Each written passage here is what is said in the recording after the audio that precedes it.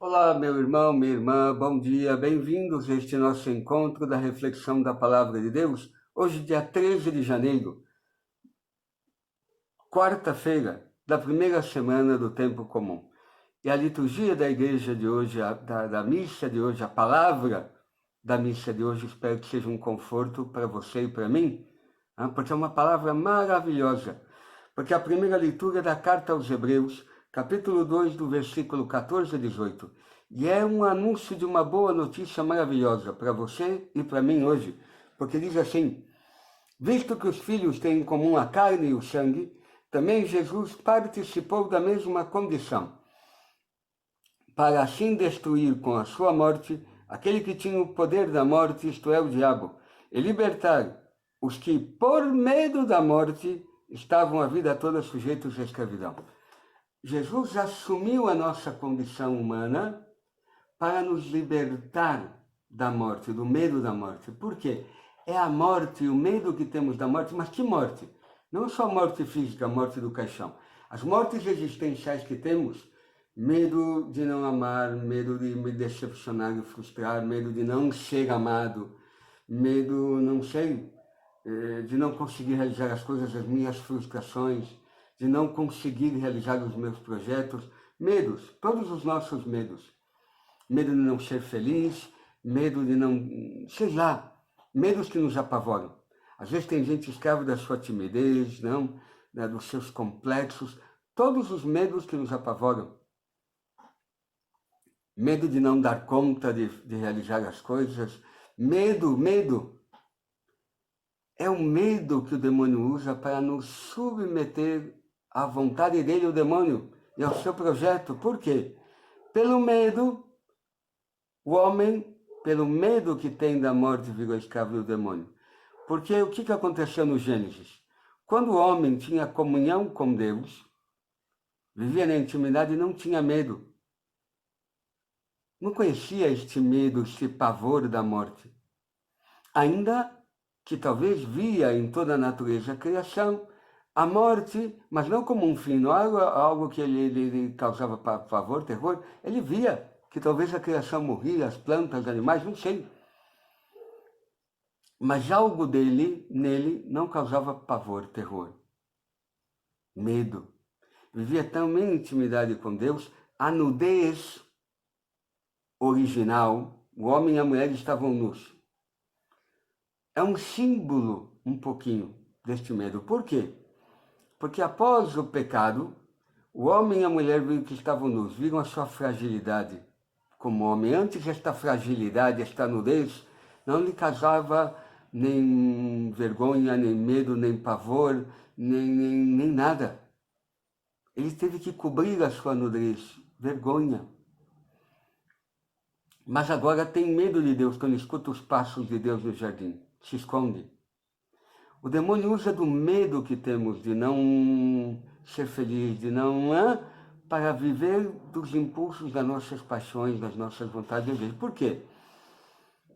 Porque ele me convence de que se eu não realizar minhas vontades, eu não vou ser feliz. E como eu tenho medo de não ser feliz, fico escravo do demônio e faço a minha vontade e não a vontade de Deus. Porque para fazer a vontade de Deus, tenho que morrer a minha vontade. E se eu morrer a minha vontade, o demônio me sugere, fica buzinando no meu ouvido, que se eu não realizar a minha vontade, os meus desejos e prazeres, eu não vou alcançar aquela felicidade. E aquele que faz o contrário, morre aos seus prazeres, desejos, projetos, e entra no projeto de Deus, na vontade de Deus, se submete. Por isso, se o homem tivesse se submetido a Deus, disse, olha, não coma daquela árvore, talvez hoje a gente não estaria nessa situação. Mas aqui Cristo assume a nossa realidade e numa condição como a nossa, entrando na morte, quer destruir o medo que cada um tem da morte para nos libertar do demônio, que é este que tem poder sobre a morte e nos submete. E por isto, Jesus participou da mesma condição para assim destruir com a sua morte aquele que tinha o poder da morte, isto é, o diabo, e libertar os que por medo da morte estavam a vida toda sujeitos à escravidão. Olha que notícia maravilhosa. Pois afinal, não veio ocupar-se com os anjos, mas com a descendência de Abraão. Os anjos são perfeitos, criaturas puras, não. Veio atrás de nós se preocupar da descendência de Abraão, desta criatura frágil, pobre.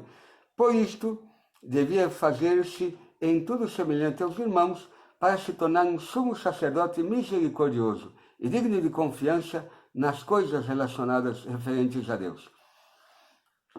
Porque Deus não se escandaliza da nossa pobreza, da nossa limitação. Muito pelo contrário, Ele está apaixonado por nós. Não se escandaliza, sabe que somos fracos e se coloca a nosso favor, do nosso lado.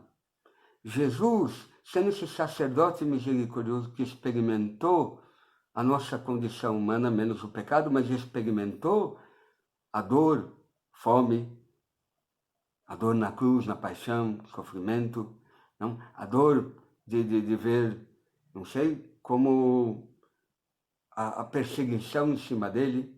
Quando morre o amigo Lázaro, ele chora. É alguém que sofre, experimenta a condição frágil humana. Então ele tem condições de nos entender, de nos compreender, ser misericordioso com você e comigo. Ser misericordioso não é passar a mãozinha e dizer que está tudo bem e deixar a gente continuando a fazer bobagem, a viver das nossas paixões. Não. Compreender é usar deste coração misericordioso que ama, perdoa, para ver se o meu coração, preenchido do amor de Deus, tendo esta segurança no amor de Deus, esta certeza do amor de Deus, não tenha medo de nada, o medo da morte saia. Por isso, Paulo, na carta aos Romanos, poderá dizer: o que pode me separar do amor de Cristo? Tribulação, angústia, perseguição, fome. Que medo, que pavor, que terror pode me fazer de novo ser submetido ao demônio? Se o amor de Deus está em mim, eu tenho essa certeza, esta confiança. E olha, Ele é misericordioso, Ele tem compaixão comigo, com as minhas fraquezas. Este amor me dá uma paz, uma segurança, e não fico na mão à mercê do demônio. Espero que seja essa a nossa experiência, se de verdade vemos a Jesus, este sumo sacerdote misericordioso, que intercede por cada um de nós. O evangelho de hoje é do Evangelho de São Marcos, capítulo 1, do versículo 29 ao 39. Ontem vimos Jesus na sinagoga de Cafarnaum, curou aquele homem, expulsou o demônio daquele homem. E não deixou que os demônios dissessem, mandou o demônio calar. E todo mundo ficou espantado com o seu ensinamento, ensinava com autoridade. Muito bem. Hoje ele foi com Tiago e João para a casa de Simão e André. E a sogra de Simão estava doente, ele cura a sogra de Simão, que coloca a servi-los. E quando o pessoal ficou sabendo que ele estava ali, se ajuntou uma multidão de gente e ele curou muitas pessoas de diversas doenças e expulsou muitos demônios. E não deixava que os demônios falassem, pois sabiam quem ele era. Por que Jesus não deixa que os demônios falem? Porque ele quer que os homens, vendo os sinais de cura, o seu ensinamento, saibam quem ele é, professem a fé nele.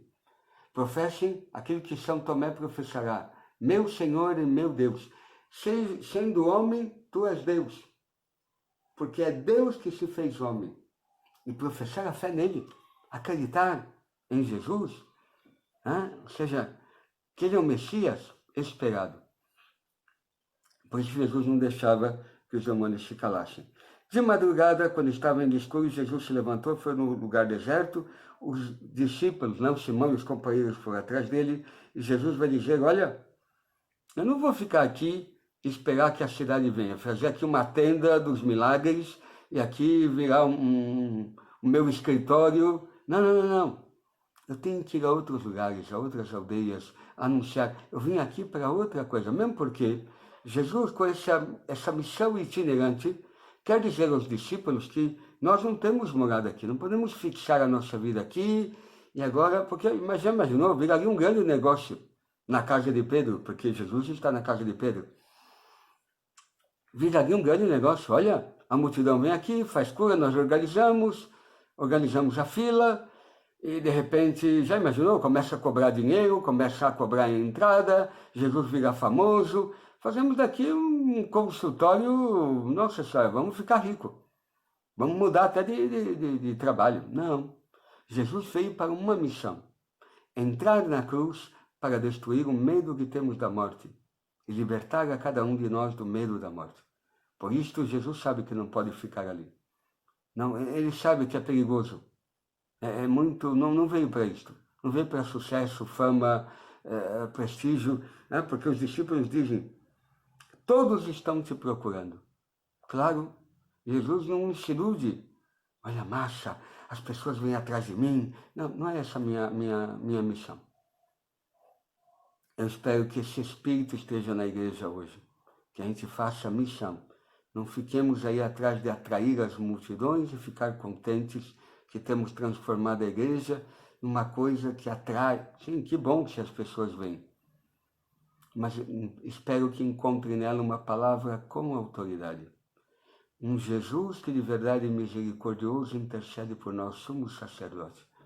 E eu espero que seja isto que hoje, na celebração de hoje da Eucaristia, se você vem à nossa paróquia, 19h30, aliás, hoje é quarta-feira, hoje, 8 da manhã, né, tem a nossa missa, mas se você não vier na nossa paróquia, em outra paróquia, assistir a missa pela televisão, o que for. De verdade, poder que essa palavra te liberte, te cure, te salve, te dê uma experiência profunda de Jesus. Meu irmão, minha irmã, e espero que essa reflexão tenha ajudado um pouquinho a você hoje e possa te ajudar no meio dos teus sofrimentos, angústias, complexos, eu sei lá, feridas que você tem.